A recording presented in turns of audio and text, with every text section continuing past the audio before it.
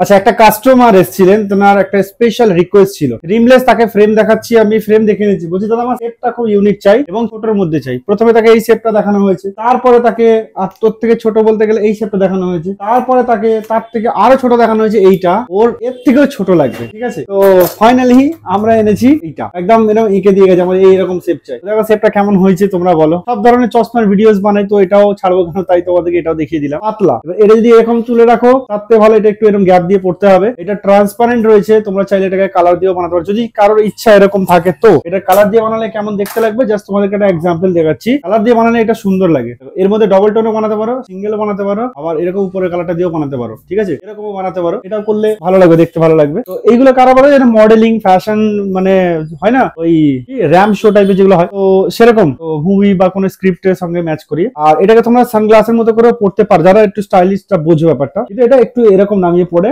আর এটা ট্রান্সপারেন্ট আছে, তোমরা চাইলে এটাতে কালার দিয়ে বানাতে পারো, যে কোনো কালার দিয়ে। ওকে, কেমন লাগলো জিনিসটা তোমরা একটু জানিও, কারণ এত ছোটর মধ্যে প্রথমবার আমার বানানো। এত ছোট আমি আজ পর্যন্ত বানাইনি, তো একটু ছোট মতো দেখতে, সুন্দর কিউট মতো, তাই তোমাদের জন্য ভিডিওটা রাখলাম। কেমন হয়েছে অবশ্যই জানিও। আর যারা এরকম ছোট ফ্রেম পড়তে যাচ্ছে তাদেরকে অবশ্যই ট্যাগ করো যে সব থেকে ছোট চশমা কি, সেটা আমরা লাইভ বানিয়ে দিয়েছি, দেখে নিও। ভালো লাগলে শেয়ার করে দিও।